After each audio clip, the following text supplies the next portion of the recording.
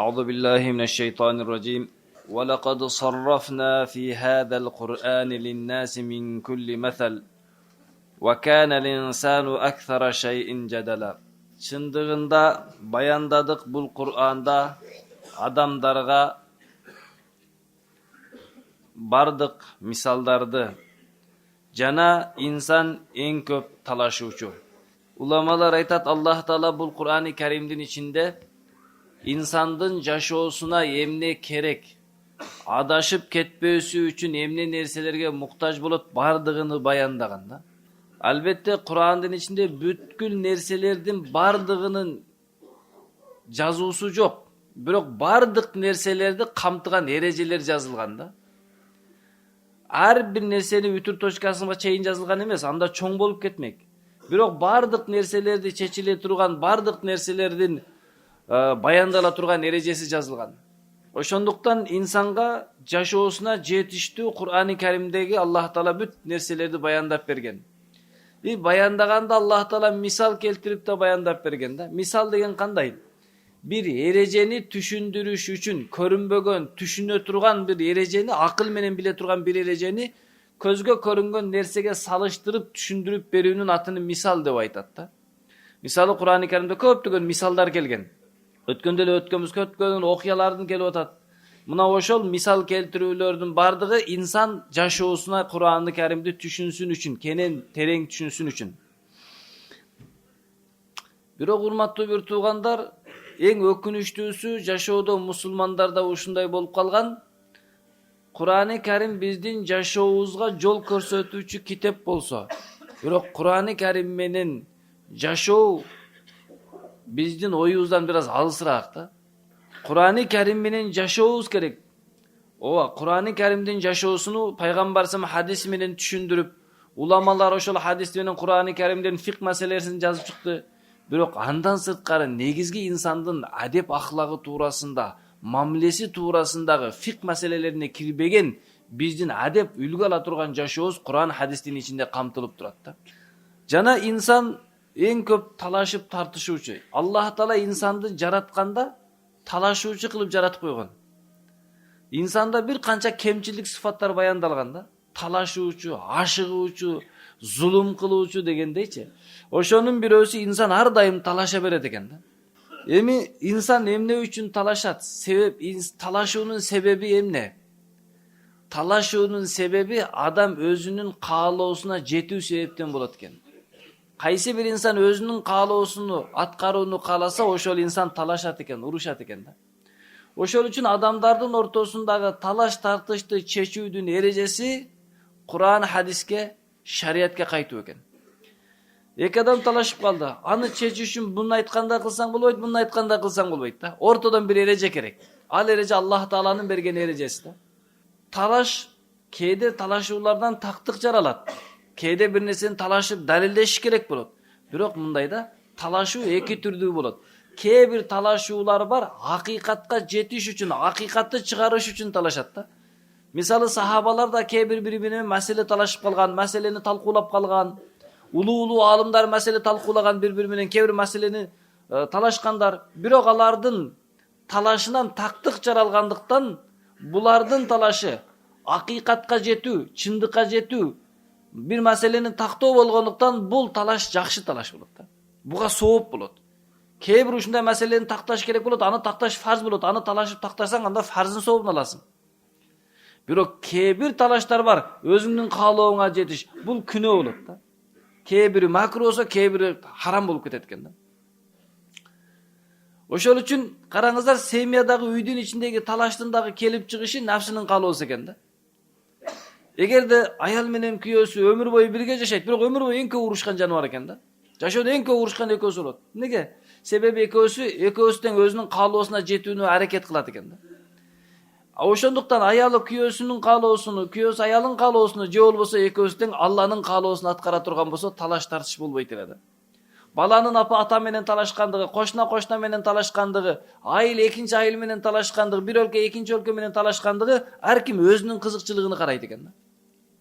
Мен гана болсо, мен гана ойлогонум болсо, менин айтканым болсо деген себептен талаш тартыш не болот экен, көбөйөт экен да. Өтө көп сандаган сахабалар чогулса дагы талаш болбойт эле ортолорунда, уруш болбойт эле. Нафсинин себебиненчи. Эмнеге? Себеби алар өздөрүнүн каалоолоруна жетүү үчүн талаш жасабайт эле. Ошондуктан инсан эң көп талашуучу дейт. Кур'ан-ы Каримде Аллах Таала баарын баяндап койсо дагы инсан ушинтип талашуучу болуп жаралган экен дейт.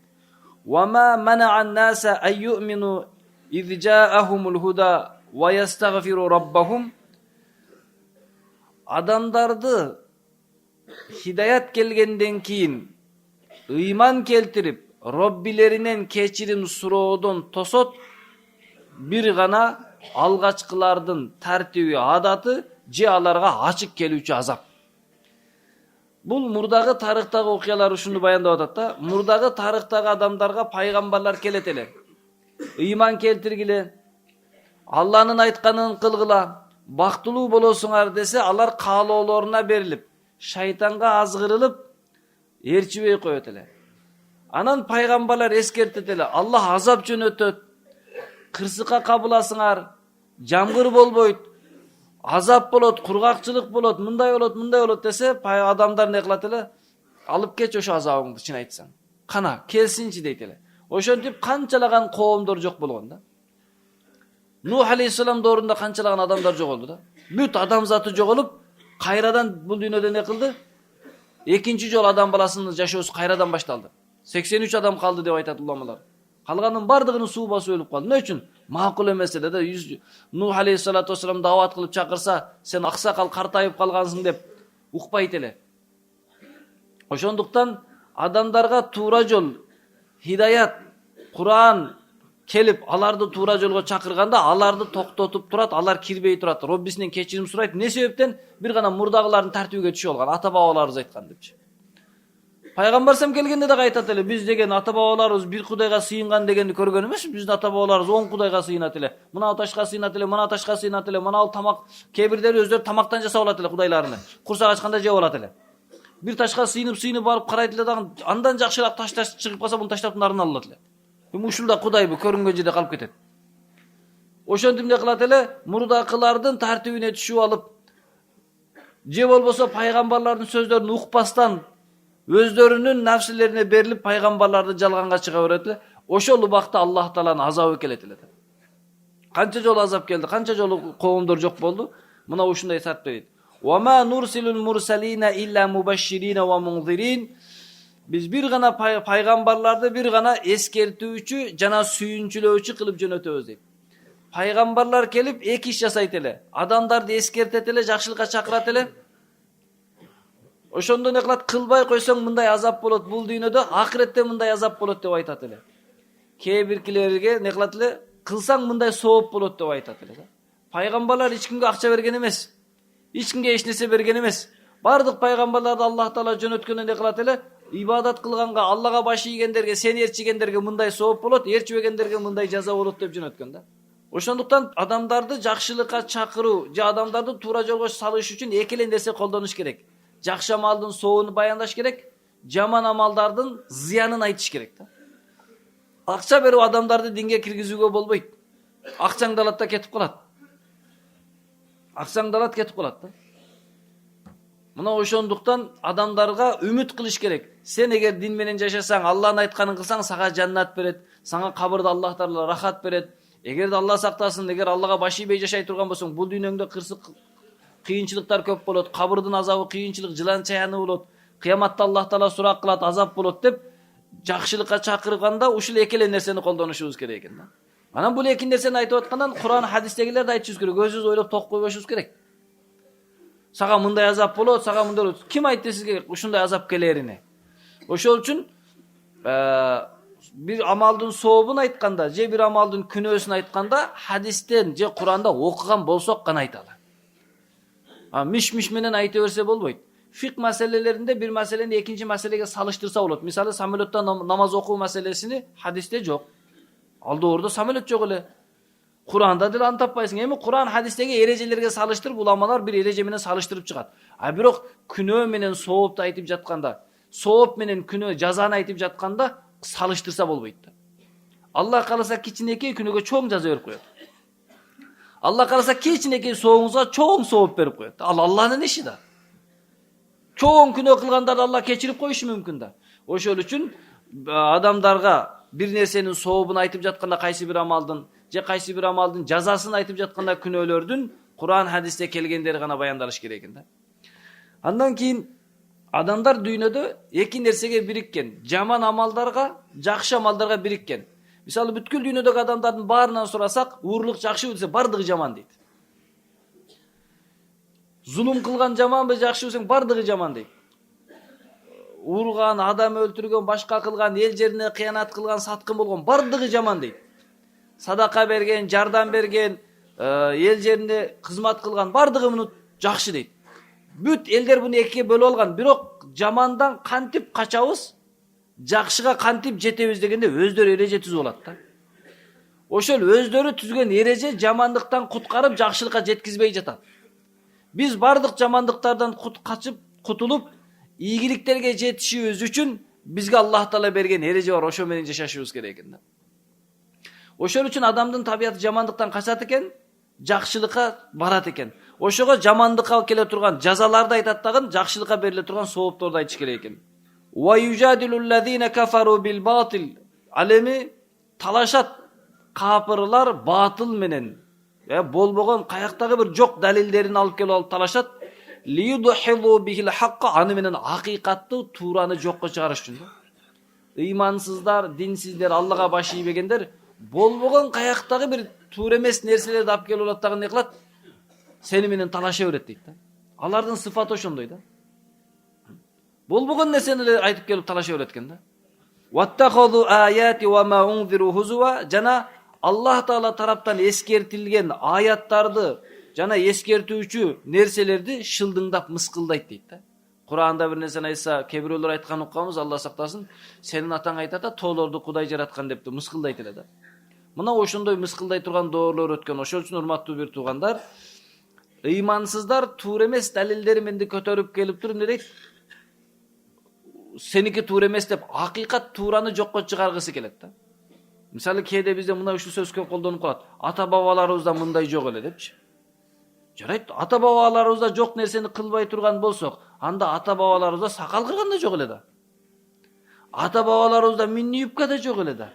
Ата бабаларыбызда узун көйнөк чапан кийет эле.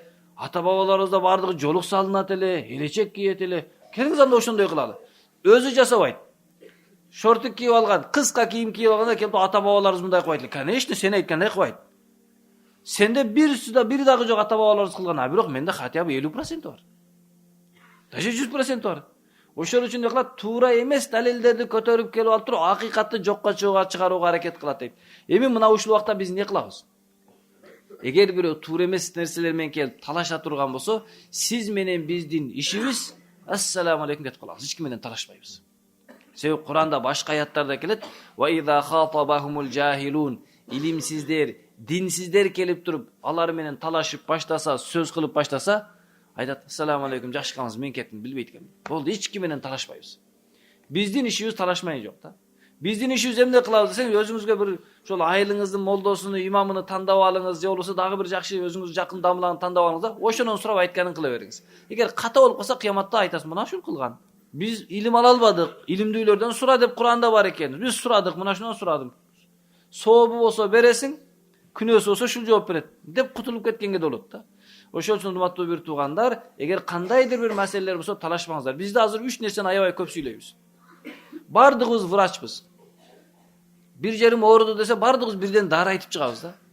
Алла сактасын, туура эмес дары айтып коюп, ал ошону жеп алып, Алла сактасын, ооруп калса же өлүп калса, жооп бересиз кыяматта адам өлтүргөндөй.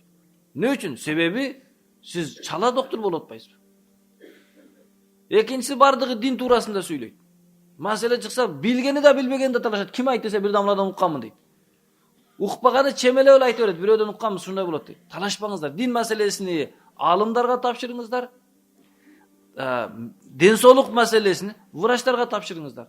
Үчүнчүсү, саясатты сүйлөйт. Түшүнүп түшүнбөй эле сүйлөй берет. Не кыласыздар, саясатты түшүнбөйсүз, аны эки жагы тең бар. Аны саясатчыларга бериңиздер. Биздин ишибиз эмне десе, биздин ишибиз жоопкерчилигибиз, биз Аллахтын алдында кулчулугубузду кылабыз. Не кылабыз? Ибадат маселесинде молдолорго баш ийебиз. Медицина маселесинде врачтарга баш ийебиз. Ал эми мамлекет башчыгы баш ийип кете беребиз. Биздин ишибиз ушул. Ошондуктан мына жерде Дамыл айтты, кээ бир аят, кээ бир учурда талаш керек болот экен акыйкатты чыгарыш үчүн деп талашып жүрбөйлү. Бул акыйкатты чыгарыш үчүн болгон талаш, бул диндин ичиндеги талаш, уламаларга тиешелүү талаш. Албетте, уламалар да кээ бир учурда ашыкча талашып калат. Бир адам сураган экен да, бирөө сүйлөшүп калып, силер кантип азгырасыңар, бир жин менен сүйлөшүп калган экен. Силер кантип аламдарды азгырасыңар десе, алымдарды азгырыш үчүн маселе талашты отургузуп коебуз, элдин баарын адаштырып кетебиз деген экен да. Ошол үчүн ооба алымдардын талашы өз деңгээлде керек. Бирок албетте фарз маселе болуп, элдер ыймансыз болуп кетип атса, же болбосо элдер динден алыстап кетип атса, мечитте отуралы бир кичинекей маселени талашкан болбойт. Тескерисинче тетигилерди чакырып келиш керек жакшылыкка деген маселе бар да. Ошол үчүн урматтуу туугандар, бул Куран менен талашуу, хадис менен талашуу бул алымдардын иши, бул биздин иш эмес иншалла. Ниет кылабыз иншалла, талашпайбыз эч ким менен. Ким нерсе дей берсин. Ката айтып жатса да, мына дуал капкара экен десе, ооба туура капкара экен деп коюңуз. Эч нерсе болбойт. Ак деп далилдеп бердиңиз, не пайда болду сизге? Мечиттин сыртына чыгып туруп, мына мечиттин сырты таш болуп турат азыр, туурабы? Бул шпаклевка экен десе, туура шпаклевка экен деп коюңуз. Не болду? Аны менен талашып, таш экенин далилдеп берсеңиз, не пайда болду? Акчаңыз көбөйгөн жок, илимиңиз көбөйгөн жок, мүйүз чыккан жок, акылдуу болгон жокпуз, эч нерсе болгон жок да. Ошол үчүн ушундай талаштардын кереги жок. Паланчы футболчу оң буту менен тептесе, жок ал 20 метрден сол буту менен тепкен. Не пайдасы бар анын? Мына ушундай нерселерден талашкандан сактай, адамдарды ушинтип майда нерсе менен талашып отургузуп коет экен да. Бул себептен болду, бул себептен болду. Ушундай талаштардан сактаналды, анда ордуна субханалла дейли. Алхамдулилла дейли. Жаннатта бир даракты келет. Ал дарактын чоңдугу күлүк ат менен 100 жыл чабып өтө албай турган чоң болот. Эртең анасына барсаңыз мөмөсүн жеп жыргайсыз. А бирок жанагы билбей эле сүйлөп койсоңуз эртең сурап калсачы, неге жалган айттың тактабай туруп депчи. Каяктан таба беребиз аны дәлелдеп. Ошол үчүн урматтуу бир туугандар, майда чүйдө баягы бизге кереги болбогон талаштарды кылбайбыз. Эгер сизге бирөө зулум кылса, анда актансаңыз болот. Уруксат, зулум кылып, сизге жала жаап атса, андай эмес, мына мындай деп актыңызды баяндап койсоңуз болот да. Адам көчөдө кетип аткан бирөөдө эле кармап, сен мындайсың дешин не кереги бар? Ошол үчүн урматтуу бир туугандар, эң адамдарды азгыра турган, берекесин кетире турган иш талаштыруу да. Шайтандын эң чоң баягы күнөөлөрдүн ичинен эң чоң деп санаган, эң чоң ийгилик деп санаган иши аял менен күйөөсүн уруштуруп ажыратып коюш экен да. Береке кетет. Үй бүлөдө уруш болсо, туугандардын ортосунда уруш болсо, айылдын урушу болсо, өлкө ичинде уруш болсо, береке кетет. Ошол үчүн уруш талаштан алыс болуш керек. Тактап бир нерсени, пайдасы жок нерсени тактап отура беришин кажети жок иншалла. Ниет кылабыз иншалла.